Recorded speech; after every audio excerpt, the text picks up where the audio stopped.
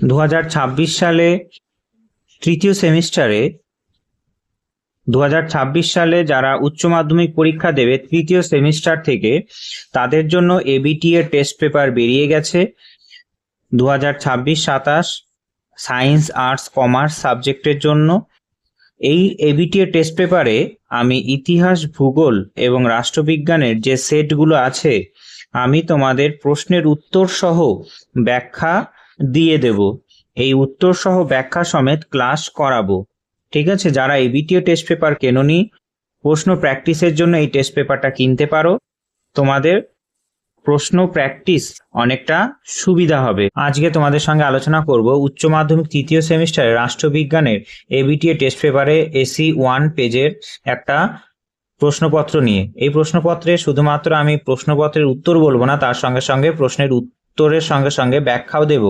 যেমন প্রথম প্রশ্ন, ঠান্ডা যুদ্ধকে গরম শান্তি বলে বর্ণনা করেছেন কে? উত্তর হবে ফ্রিডম্যান। সমাজবিজ্ঞানী রাষ্ট্রবিজ্ঞানী ফ্রিডম্যান ঠান্ডা যুদ্ধের প্রকৃতি ব্যাখ্যা করতে গিয়ে এটিকে গরম শান্তি হিসাবে অভিহিত করেছিলেন, কারণ এটি সরাসরি কোনো প্রকাশ্য যুদ্ধ না হলেও শান্তির আবহে এক ধরনের উত্তেজনাপূর্ণ ও অস্থির পরিবেশ বজায় রাখত।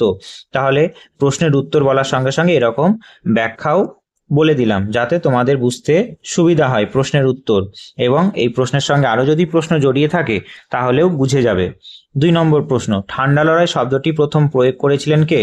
বার্নার্ড বারুচ। 1947 সালে 16 এপ্রিল মার্কিন রাষ্ট্রনেতা ও কূটনীতিবিদ বার্নার্ড বারুচ প্রথম কোল্ড ওয়ার বা ঠান্ডা লড়াই শব্দটি ব্যবহার করেন। পরবর্তীতে ওয়াল্টার লিপম্যান শব্দটি জনপ্রিয় করে তুলেছিলেন। 3 নম্বর প্রশ্ন, ন্যাটো গঠিত হয় কার উদ্যোগে? উত্তর হবে মার্কিন যুক্তরাষ্ট্রের উদ্যোগে গঠিত হয়েছিল ঠান্ডা যুদ্ধের সময়। এর সম্পূর্ণ নাম কি? North Atlantic treaty organization. এটি একটি ছিল সামরিক সংগঠন। দ্বিতীয় বিশ্বযুদ্ধের পরে সোভিয়েত ইউনিয়নের সাম্যবাদী বিস্তার রোধ করতে মার্কিন যুক্তরাষ্ট্রের নেতৃত্বে 1949 সালে 4 এপ্রিল উত্তর আটলান্টিক চুক্তি সংস্থা বা ন্যাটো গঠিত হয়েছিল। 4 নম্বর, সল্ট ওয়ান চুক্তি স্বাক্ষরিত হয়েছিল কত সালে? উত্তর হবে 1972 সালে। পারমাণবিক অস্ত্র নিয়ন্ত্রণ সংক্রান্ত স্ট্র্যাটেজিক আর্মস লিমিটেড টক্স চুক্তিটি 1972 সালে 26 মে মার্কিন যুক্তরাষ্ট্র সোভিয়েত ইউনিয়নের মধ্যে স্বাক্ষরিত হয়েছিল। 5 নম্বর প্রশ্ন, সুয়েজ সংকট দেখা দেয় কত সালে? উত্তর হবে 1956 সালে সুয়েজ সংকট দেখা দিয়েছিল। 1956 সালে মিশরের রাষ্ট্রপতি গামাল আবদেল নাসের সুয়েজ খাল জাতীয়করণ করলে ব্রিটেন, ফ্রান্স ও ইসরায়েল মিশরের বিরুদ্ধে সামরিক অভিযান চালায়, যা ইতিহাসে সুয়েজ সংকট নামে পরিচিত। 6 নম্বর, জোট নিরপেক্ষতার ধারণার জন্ম হয় কোথায়? ভারতে। স্বাধীন ভারতে প্রথম প্রধানমন্ত্রী জওহরলাল নেহরু দূরদর্শীর নেতৃত্বে জোট নিরপেক্ষ আন্দোলনের সূচনা হয় এবং ভারতে এই নীতি ও ধারণার প্রধান প্রবক্তা ছিল। 7 নম্বর প্রশ্ন, দাতাত শব্দটি কি ধরনের শব্দ? দাতা শব্দটি হলো ফরাসি শব্দ। দাতাত একটি ফরাসি শব্দ যার অর্থ হলো উত্তেজনা প্রশমন। ঠান্ডা যুদ্ধের সময় আমেরিকা ও সোভিয়েত ইউনিয়নের মধ্যেকার উত্তেজনা হ্রাসের পর্বকে এই নামে ডাকা হতো, অর্থাৎ উত্তেজনা হ্রাসের পর্বকে দাতাত বলা হয়। 8 নম্বর প্রশ্ন, বিবৃতি দুটির মধ্যে সম্পর্ক নিরূপণ করো। দুটো বিবৃতি দিয়েছে, তোমাদের আগে এই দুটো বিবৃতি পড়ে বুঝতে হবে যে বিবৃতি দুটো সঠিক না ভুল। প্রথম বিবৃতি, ঠান্ডা লড়াই হলো না যুদ্ধ না শান্তির এক অস্বস্তিকর অবস্থা। অবশ্যই এটা সঠিক বিবৃতি। আর বিবৃতি বি কি বলছে? ঠান্ডা যুদ্ধ প্রকৃতপক্ষে এক যুদ্ধহীন যুদ্ধ। এটাও একটা ঠিক বিবৃতি। তাই এখানে কি হবে? বি হলো এর কারণ। ঠান্ডা যুদ্ধ সরাসরি কোনো অস্ত্র শস্ত্রের মুখোমুখি লড়াই ছিল না, অর্থাৎ যুদ্ধহীন যুদ্ধ। আর এই যুদ্ধহীন যুদ্ধ হওয়ার ফলে তা সরাসরি শান্তি প্রতিষ্ঠা না করে না যুদ্ধ না শান্তির মতো এক অস্বস্তিকর অবস্থার সৃষ্টি করেছিল। 9 নম্বর প্রশ্ন, স্তম্ভ এ স্তম্ভ বি মেলাতে হবে। এখানে কুট ওয়াল্ড হেম, উত্তর এটা হবে অপশন 4 সঙ্গে অস্ট্রিয়া। ট্রিগভিলি হবে অপশন 3 সঙ্গে নরওয়ে। আর বুত্রোস ঘালি মিশরের, অর্থাৎ সি এর 1। আর কোফি আন্নান বাকি রইল ঘানাতে। ঠিক আছে, এইগুলো হলো সম্মিলিত জাতিপুঞ্জের মহাসচিবের নাম এবং তাদের দেশের নাম। 10 নম্বর, সম্মিলিত জাতিপুঞ্জ প্রতিষ্ঠা হয় কত সালে? সম্মিলিত জাতিপুঞ্জ প্রতিষ্ঠা হয়েছিল 1945 সালের 24শে অক্টোবর। দ্বিতীয় বিশ্বযুদ্ধের ভয়াবহতা থামিয়ে বিশ্ব শান্তি প্রতিষ্ঠার উদ্দেশ্যে 1945 সালের 24শে অক্টোবর আনুষ্ঠানিকভাবে সম্মিলিত জাতিপুঞ্জ গঠন করা হয়েছিল। 11 নম্বর প্রশ্ন, সম্মিলিত জাতিপুঞ্জের 193তম সদস্য রাষ্ট্রের নাম কি? উত্তর হবে দক্ষিণ সুদান। 2011 সালের 14 জুলাই আফ্রিকা মহাদেশে নবগঠিত স্বাধীন রাষ্ট্র দক্ষিণ সুদান জাতিপুঞ্জের 193তম সদস্য হিসাবে যোগদান করেছিল। 12 নম্বর প্রশ্ন, সাধারণ সভায় শান্তির জন্য ঐক্যের প্রস্তাব গৃহীত হয় কত খ্রিস্টাব্দে? 1950 খ্রিস্টাব্দে। কোরিয়া সংকটের প্রেক্ষাপটে নিরাপত্তা পরিষদ নিষ্ক্রিয় হয়ে পড়লে 1950 সালের 3রা নভেম্বর জাতিপুঞ্জের সাধারণ সভায় শান্তির জন্য ঐক্য প্রস্তাবটি গৃহীত হয়েছিল। 13 নম্বর প্রশ্ন, নিরাপত্তা পরিষদের স্থায়ী সদস্য সংখ্যা কটি? উত্তর 5টি। সম্মিলিত জাতিপুঞ্জের নিরাপত্তা পরিষদের স্থায়ী সদস্য সংখ্যা 5টি। যুক্তরাষ্ট্র, যুক্তরাজ্য মানে ইংল্যান্ড, রাশিয়া, চীন এবং ফ্রান্স। 14 বিশ্ব ব্যাংকের সদর দপ্তর কোথায় অবস্থিত? উত্তর ওয়াশিংটনে অবস্থিত। আন্তর্জাতিক তহবিল সংস্থা বিশ্ব ব্যাংক উভয়ের সদর দপ্তর যুক্তরাষ্ট্রের ওয়াশিংটন ডিসিতে অবস্থিত। 15 জাতিপুঞ্জের প্রথম মহাসচিব কে ছিলেন? উত্তর হবে ট্রিগভিলি। নরওয়ের কূটনীতিবিদ ট্রিগভিলি 1946 সালে জাতিপুঞ্জের প্রথম মহাসচিব হিসাবে দায়িত্ব গ্রহণ করেছিলেন। 16 ইউনেস্কোর সদর দপ্তর কোথায় অবস্থিত? উত্তর হবে প্যারিসে অবস্থিত। শিক্ষা, বিজ্ঞান ও সংস্কৃতি প্রসারে গঠিত জাতিসংঘ সংস্থা ইউনেস্কোর প্রধান কার্যালয় ফ্রান্সের প্যারিস শহরে অবস্থিত। 17 সন্ত্রাসবাদের মূল উদ্দেশ্য কি ছিল? সন্ত্রাসবাদের মূল উদ্দেশ্য ছিল জনমনে আতঙ্ক সৃষ্টি করা। সন্ত্রাসবাদের প্রধান কৌশল ও লক্ষ্যই হলো সাধারণ মানুষের মনে চরম ভয় ও আতঙ্ক সৃষ্টি করে নির্দিষ্ট রাজনৈতিক বা আদর্শগত চাপ তৈরি করা। 18 অভিবাসন বলতে কি বোঝায়? অভিবাসন হলো স্থায়ী বা অস্থায়ীভাবে বসবাসের উদ্দেশ্যে এক স্থান থেকে অন্য স্থানে গমন করা, অর্থাৎ রাজনৈতিক, সামাজিক বা অর্থনৈতিক কারণে কোনো ব্যক্তি স্বদেশ ছেড়ে অন্য দেশে বা অঞ্চলে গিয়ে স্থায়ী বা দীর্ঘমেয়াদী বসবাসের প্রক্রিয়াকে অভিবাসন বলা হয়। 19 দারিদ্রতার অর্থনৈতিক কারণ কি হবে? বেকারত্ব, নিম্ন আয়, সম্পদের বন্টনের বৈষম্য। উক্ত সবকটিই হবে, কারণ কাজের সুযোগ না থাকা, নিম্ন আয়, সমাজের সম্পদে অসম বন্টন, এগুলি প্রতিটি দারিদ্র্যের সরাসরি অর্থনৈতিক কারণ। 20 নিম্নলিখিত কোনটি মহামারীর উদাহরণ? উত্তর কলেরা, কোভিড-19, সার্স। উক্ত সবকটি হবে মহামারীর উদাহরণ। সংক্রামক ব্যাধি যা দ্রুত জনসংখ্যার বড় অংশে ছড়িয়ে পড়ে তাকে মহামারী বলে। কলেরা, সার্স, কোভিড-19 তিনটি ইতিহাসের বিভিন্ন সময় মারাত্মক মহামারী রূপ নিয়েছিল। 21 নম্বর, ড্যাশ হলো মানব নিরাপত্তার মূল কেন্দ্রবিন্দু? উত্তর হবে ব্যক্তি। ঐতিহ্যবাহী নিরাপত্তার কেন্দ্রবিন্দু হলো রাষ্ট্র, কিন্তু আধুনিক মানব নিরাপত্তার ধারণার মূল কেন্দ্রে রাখা হয়েছে ব্যক্তি বা একক মানুষকে। 22 ড্যাশ পরিবর্তন পরিবেশগত নিরাপত্তাহীনতার অন্যতম কারণ? উত্তর হবে জলবায়ুগত পরিবর্তন। বিশ্ব উষ্ণায়ন ও জলবায়ু পরিবর্তনের ফলে সমুদ্রপৃষ্ঠের উচ্চতা বৃদ্ধি, খরা, বন্যা ইত্যাদি প্রাকৃতিক দুর্যোগ বাড়ছে, যা মানবজাতির পরিবেশগত নিরাপত্তার উপর প্রধান হুমকি। 23 নম্বর প্রশ্ন, বিবৃতি দুটির মধ্যে সম্পর্ক নির্ণয় করো। বিবৃতি এ, পরিবেশগত নিরাপত্তা রক্ষার জন্য স্থায়ী সম্পদ ব্যবস্থাপনা অত্যন্ত তাৎপর্যপূর্ণ। একদম সঠিক বিবৃতি।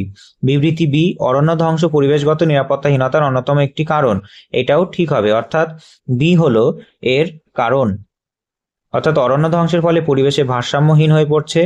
আর ঠিক এই পরিবেশগত নিরাপত্তাহীনতা ও ক্ষতি কাটিয়ে ওঠার জন্য টেকসই বা স্থায়ী সম্পদ ব্যবস্থাপনা অপরিহার্য হয়ে উঠেছে। এরপরে 24 নম্বর প্রশ্ন, আমাদের স্তম্ভ ক্ষয়ের সঙ্গে কয়ের মেলাতে হবে। হরি সিং কোথাকার রাজা ছিলেন? জম্মু কাশ্মীরের। নিজাম কোথাকার রাজা ছিলেন? হায়দ্রাবাদের। তারপরে বোধ চন্দ্র সিং ছিলেন কোথাকার? মণিপুরের। আর ভারতের সংবিধানের 370 নম্বর ধারা জম্মু ও কাশ্মীরের রাজ্যের বিশেষ মর্যাদা ছিল। অর্থাৎ অপশন কি হবে? অপশন এ হবে। 25 transfer of power in India গ্রন্থটির লেখককে? উত্তর হবে ভিপি মেনন। ভারতের স্বাধীনতা ও রাজ্য পুনর্গঠন প্রক্রিয়ার অন্যতম প্রধান ব্যক্তিত্ব সরকারি কর্মকর্তা ভিপি মেনন এই ঐতিহাসিক বইটি রচনা করেছিলেন। 26 1947 সালে বিভাজনের সময় ভারতে কোন দুটি রাজ্য উদ্বাস্তু সমস্যাটি সবচেয়ে বেশি গুরুতর হয়ে উঠেছিল? পাঞ্জাব এবং পশ্চিমবঙ্গে। দেশভাগের সময় পাঞ্জাব ও পশ্চিমবঙ্গে সরাসরি বিভক্ত হওয়ায় এই দুটি রাজ্যের সীমান্ত পেরিয়ে কোটি কোটি শরণার্থী আগমনে উদ্বাস্তু সমস্যা চরম আকার নিয়েছিল। 27 জম্মু কাশ্মীরে ভারতের সঙ্গে অন্তর্ভুক্ত হয় কত খ্রিস্টাব্দে? 1947 সালে। 26শে অক্টোবর মহারাজা হরি সিং ইনস্ট্রুমেন্ট অফ অ্যাসেশনে স্বাক্ষর করে আনুষ্ঠানিকভাবে জম্মু কাশ্মীরকে ভারতের অন্তর্ভুক্ত করেছিল? 28 1949 খ্রিস্টাব্দে 1 নভেম্বর ফরাসিরা ড্যাশ ভারতের কাছে হস্তান্তর করে? পুদুচেরিকে ভারতের কাছে হস্তান্তর করেছিল 1954 সালের 1 নভেম্বরে। যেমন পন্ডিচেরি বা পুদুচেরি করাইকল মাহে ইয়ানাম ভারতের হাতে আনুষ্ঠানিকভাবে সমর্পণ করেছিল 1954 সালের 1 নভেম্বরে। 29 রাজনৈতিক দল ছাড়া আধুনিক রাজনৈতিক ব্যবস্থা কল্পনা করাই কঠিন, একথা বলেছেন কে? উত্তর হবে অ্যালান বল। কারণ প্রখ্যাত রাজনীতিবিদ বিশেষজ্ঞ অ্যালান বল আধুনিক প্রতিনিধিত্বমূলক গণতন্ত্রের রাজনৈতিক দলগুলির অপরিহার্যতা বোঝাতে গিয়ে এই উক্তিটি করেছিলেন। 30 রাজনৈতিক দলের অন্যতম কাজ কি ছিল?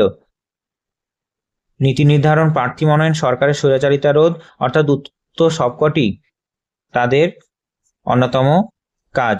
গণতান্ত্রিক রাজনৈতিক দলগুলি দেশের জনস্বার্থে নীতি গ্রহণ করে, নির্বাচনে প্রার্থী দাঁড় করায়, বিরোধী দলে থাকলে সরকারের অপসারণ বা স্বৈরাচারিতা বাধা প্রদান করে।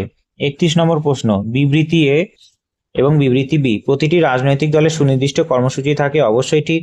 রাজনৈতিক দলগুলির প্রধান লক্ষ্য হলো জাতীয় কল্যাণ সাধন, এটাও ঠিক হবে। অর্থাৎ এ এবং বি উভয় বিবৃতি সঠিক। আদর্শগতভাবে প্রতিটি স্বীকৃত রাজনৈতিক দল নির্দিষ্ট কর্মসূচি নিয়ে জনসমক্ষে আসে এবং তাদের মূল লক্ষ্য থাকে জাতীয় উন্নয়ন ও কল্যাণ সাধন করা। 32 বহুজন সমাজ পার্টির নির্বাচনী প্রতীক কি? উত্তর হবে হাতি। কাংসিরাম কর্তৃক প্রতিষ্ঠিত জাতীয় স্তরে বহুজন সমাজ পার্টির স্বীকৃত নির্বাচনী প্রতীক হলো হাতি। 33 এ স্তম্ভ বি স্তম্ভ মেলাতে হবে। ন্যাশনাল পিপলস পার্টি হবে পি সাংমা। ভারতীয় জাতীয় কংগ্রেস উত্তর হবে উমেশচন্দ্র বন্দ্যোপাধ্যায়। আম আদমি পার্টি হবে অরবিন্দ কেজরিওয়াল। আর বহুজন সমাজ পার্টি হবে কাংসিরাম। 34 ইন্ডিয়াস ফরেন পলিসি গ্রন্থের লেখককে? মাইকেল ব্রেচার। ভারতের পররাষ্ট্রনীতি ও রাজনৈতিক ইতিহাসের বিষয়ে গবেষণা করে বিখ্যাত রাষ্ট্রবিজ্ঞানী মাইকেল ব্রেচার এই গুরুত্বপূর্ণ পুস্তকটি প্রণয়ন করেছিলেন। 35 ভারতের পররাষ্ট্রনীতির প্রধান বৈশিষ্ট্য কি ছিল? জোট নিরপেক্ষতা, পঞ্চশীল নীতি, উপনিবেশবাদ বিরোধিতা। উক্ত সবকটি ভারতের পররাষ্ট্রনীতির প্রধান বৈশিষ্ট্য। কোনো সামরিক জোটে না থাকাকে বলা হয় জোট নিরপেক্ষতা। শান্তিপূর্ণ সহাবস্থান ছিল পঞ্চশীল নীতি চীনের সঙ্গে, এবং সাম্রাজ্য উপনিবেশবাদের বিরোধিতা করা, এটা এই তিনটি ভারতের স্বাধীন ভারতের পররাষ্ট্রনীতির মূল স্তম্ভ ছিল। 36 পঞ্চশীল নীতি চুক্তি কোন দুটি দেশের মধ্যে হয়েছিল? একটু আগে বললাম, ভারত ও চীনের মধ্যে। 1954 সালে ভারতের প্রধানমন্ত্রী জওহরলাল নেহরু এবং চীনের প্রধানমন্ত্রী চৌ এন লাইয়ের মধ্যে এই ঐতিহাসিক পঞ্চশীল নীতি স্বাক্ষর হয়েছিল, এবং দুটি দেশই বলেছিল যে কারোর কোনো অভ্যন্তরীণ বিষয়ে হস্তক্ষেপ করবে না। প্রত্যেকটা দেশের, অর্থাৎ দুটো দেশের অভ্যন্তরীণ বিষয়ে হস্তক্ষেপ করবে না, কোনো রকম আক্রমণ বা কোনো রকমভাবে অশান্তি ছড়াবে না, এই ধরনের 5টি নীতি নেওয়া হয়েছিল। 37 ভারত পাক সিমলা চুক্তি সম্পাদিত হয়েছিল কত সালে? 1972 সালে। 1972 সালে ভারত পাকিস্তান যুদ্ধের পর 1972 সালে 2রা জুলাই হিমাচল প্রদেশের সিমলায় ভারতের প্রধানমন্ত্রী ইন্দিরা গান্ধী ও পাকিস্তানের প্রধানমন্ত্রী জুলফিকর আলী ভুট্টোর মধ্যে এই সিমলা চুক্তি হয়েছিল। 38 1991 খ্রিস্টাব্দে ভারতের ড্যাশের প্রধান মন্ত্রিত্বকালীন সময়ে বাজার অর্থনীতির সূত্রপাত ঘটেছিল, অর্থাৎ এলপিজি মডেল এসেছিল। লিবারাইজেশন, প্রাইভেটাইজেশন এবং গ্লোবালাইজেশন। প্রধানমন্ত্রী ছিলেন নরসিমা রাও, আর সেই সময় অর্থমন্ত্রী ছিলেন মনমোহন সিং। ঠিক আছে, এর ফলে বিদেশি কোম্পানিকে সম্পূর্ণরূপে ভারতে আসার জন্য আহ্বান জানানো হয়, কারণ ভারতে প্রায় বৈদেশিক মুদ্রা ভাণ্ডার অনেকটা কমে গেছিল বলে অর্থমন্ত্রী মনমোহন সিং এর মস্তিষ্ক বশত এই বুদ্ধি কার্যকর করা হয়েছিল। 39 নম্বর প্রশ্ন, ভারতের জোট নিরপেক্ষ নীতির প্রধান রূপকার কে ছিলেন? উত্তর হবে জওহরলাল নেহরু। ভারতের প্রথম প্রধানমন্ত্রী পণ্ডিত জওহরলাল নেহরু ছিলেন আন্তর্জাতিক রাজনীতিতে ভারতের স্বাধীন ও স্বাধীনচেতা জোট নিরপেক্ষ পররাষ্ট্রনীতির মূল কারিগর ও প্রধান রূপকার। 40 নম্বর প্রশ্ন, এলটিটি শব্দটির পুরো কথাটির নাম কি? Liberation tigers and Tamil Eelam. শ্রীলঙ্কায় এরা উত্তর ও উত্তর পূর্বাঞ্চলে স্বাধীন তামিল রাষ্ট্র প্রতিষ্ঠার দাবিতে লড়াই করা একটি সশস্ত্র সংগঠন, যার সম্পূর্ণরূপ লিবারাইজেশন টাইগার্স অফ তামিল এল্লাম। ঠিক আছে, আমরা 40টা প্রশ্ন উত্তর সহ ব্যাখ্যা করে নিলাম। এর পরের দিন আমরা পরবর্তীকালের যে সেট আছে সেটা নিয়ে আলোচনা করব। ততক্ষণ ভালো থেকো। জয় হিন্দ, জয় ভারত।